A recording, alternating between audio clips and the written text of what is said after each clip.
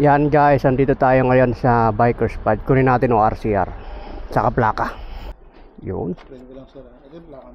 Okay. Yan mga boss, napakabilis. O, di ba? May plaka na, mo RCR na. Isang linggo lang. Oo. May mga tools ako diyan eh. Hindi natin anong size niyan. Lagi ko kasing dala-dala to kasi pag pupunta ako ng gym, biglang may sira, inaayos ko agad. May ganito ako eh.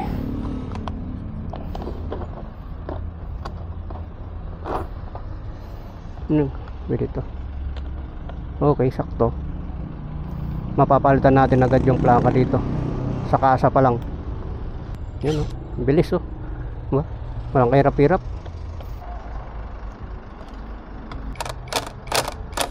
Salamat Bikers Pod sa mabilis. Kompleto na mga boss. Tagaytay, libot tayo Tagaytay. Review natin, libot tayo Tagaytay, mabilis lang.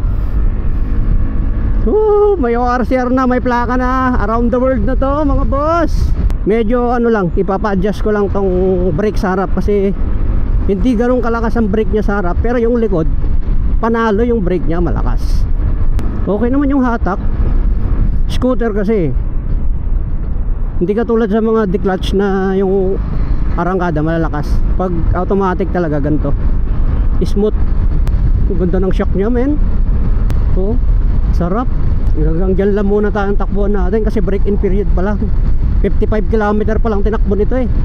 Pabutin muna natin ng 500 hanggang 1,000 km bago natin ratratin na mabilis.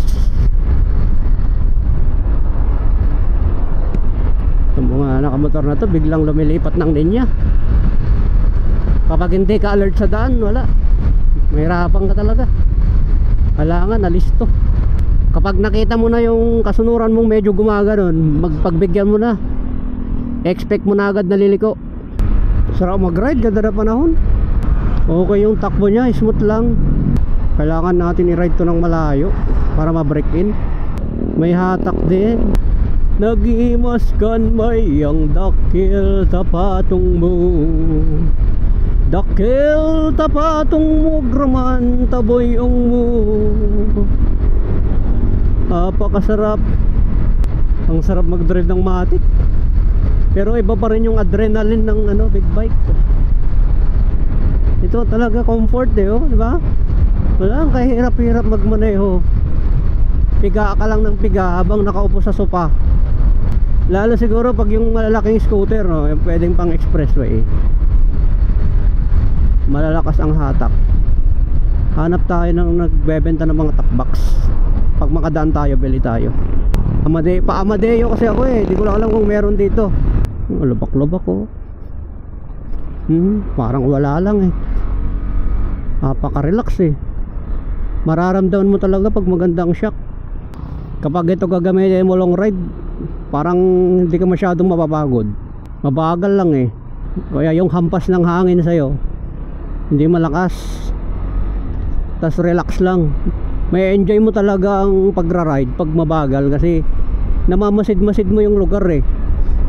Hindi katulad dati nung nagra-ride ako gamit yung 1000cc ko.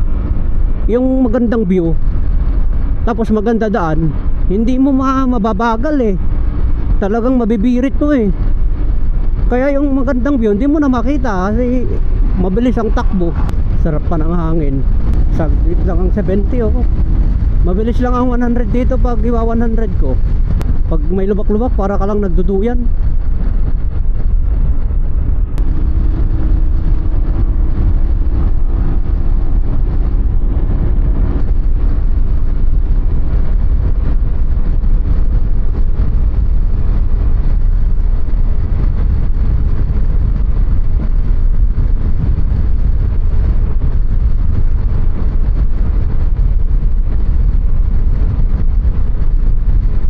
Dito tayo sa gym, may mga boxer oh. Mabata. Bilis oh.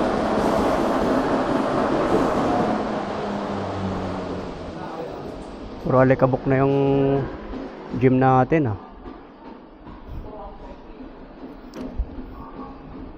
Laban na kayo. Ayun nyo? Laban?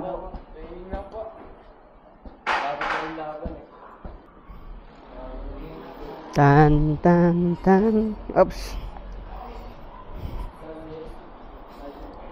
Yung mga boss, yung mga bata dito, karami nagpupunta sa gym ko mga estudyante. Maganda kasi yung mga estudyante kasi sila yung regular na customer kumpara dun sa mga nagtatrabaho na minsan na lang yan magpunta ng gym. Pero kapag estudyante, masipag yan. Yan yung sinasabi ko, may Motosex supply dito, sarado, siguro nagsara na sila, hindi lang tinatanggal yung signage. Wala kailangan na palitan yung signage ng gym ko, naninilaw na talaga. Wala tayong bilihan ng wala tayong bilihan ng helmet. Hindi tayo nakabili ng top box mga boss, so uwi na lang tayo.